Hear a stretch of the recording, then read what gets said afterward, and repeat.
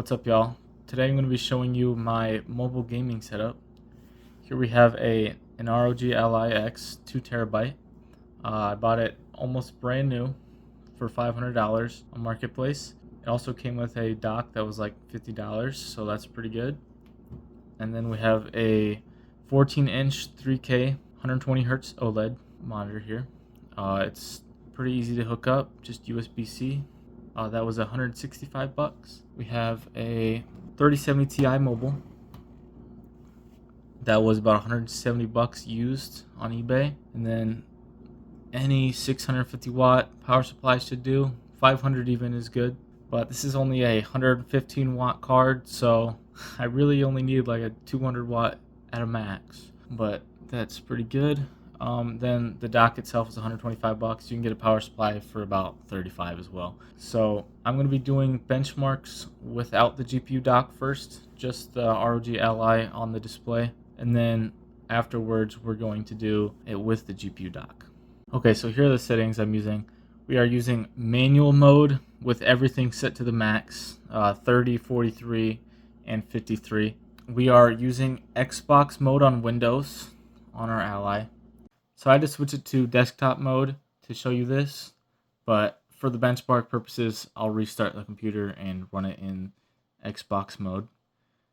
Here we have our 3070 Ti laptop GPU, and we are running a 165 megahertz overclock on the core, and then a 700 overclock on the memory, as well as 100% power limit. The fan speed set to auto, and our driver is 528.24. This is an older driver. This graphics card is essentially a 3070 desktop chip running at 115 watts versus 220 watts. So it's going to get within 3 to 5% performance of a 3070 with the overclock. If you don't have it overclocked, it's roughly in line with a 3060 Ti desktop. Just for reference, this is a Thunderbolt 4 dock. It has a lot less. It's 40 gigabits per second as compared to other docks like Thunderbolt 5 or Oculink. So keep that in mind, performance is going to be quite a bit lower.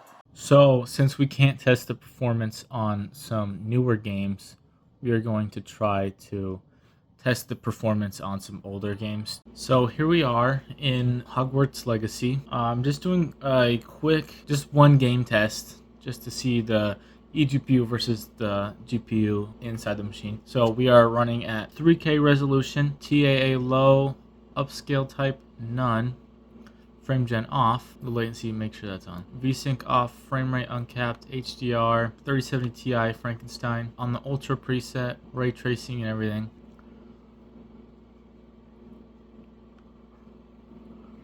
So in this little room here, we're getting roughly, performance dipped a lot. I don't know why that happened, but we're getting, depending on which area you're in, I guess, 45 to 60 FPS. I don't know why it's so drastic just by turning around, but either way, that's what we're looking at here. So we're going to test it on the integrated graphics now. And then we're just going to run around a little bit. So obviously this is not playable. This is 15 FPS up to 20 or something. It's not even getting up to 20. It's actually worse looking this way. Yeah, we're getting 12 FPS, 13 compared to the 45 to 60 we were getting previously with the dedicated GPU. You can see 14 frames per second versus 45 to 60. That's right around 50. That's a huge improvement over the stock APU, obviously. And this is a really cheap graphics card, $170. It's over Thunderbolt 4, so it loses quite a bit of performance there, but I think 30% is a ton.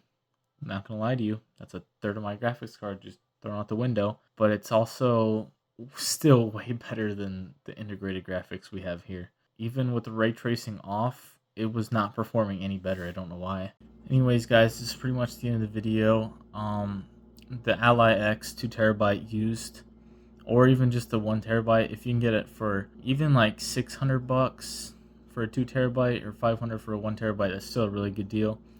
I just happened to get an extremely good deal on this one. It's going to perform way better than your standard Steam Deck, and the display on here is actually really good. It's probably the best IPS display I've even seen. I have a few IPS monitors, and it's way better than them. So, and this monitor here is easily the best monitor I've ever seen. It's just so vibrant and bright, even compared to my WOLED monitor. AMOLED is just like an insane uplift from any other OLED. I'm not even gonna lie. I'm gonna have a video up on this GPU at a 45 watt TDP and the CPU here at 8 watts. So that's at 50 watts, and we're gonna compare it to some handhelds on the market and why a dedicated GPU in a handheld would be a substantial uplift compared to the current handhelds we have right now. I also am making a video on a $500 gaming PC. It's a Steam Deck killer. I don't know if I should use this GPU for that, or if I should use, because I have a 3060 12 gig that I bought for brand new for $180, and I kind of want the video to be all new parts as compared to used parts, because when you buy a Steam machine, it's obviously all brand new parts. So I kind of want to keep it to be all new parts on the PC as well, and that'll be roughly, I don't know, 500 600 bucks. And that video might not come out for a while because I had to return my motherboard and I have to get a new one, a replacement. So I want to do a video on a computer with this graphics card and a 3500X, and this is a 3070 Ti mobile.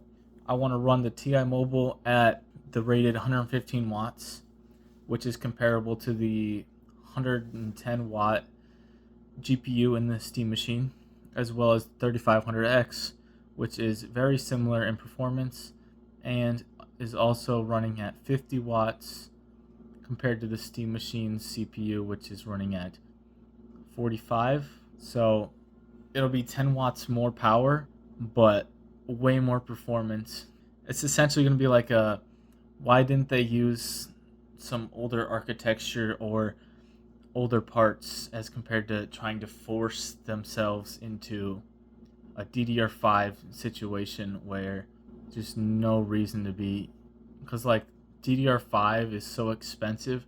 They're just wasting so much money on DDR5 and AM5 platforms rather than using a bit of old architecture. But I'll see y'all in the next video. Peace out.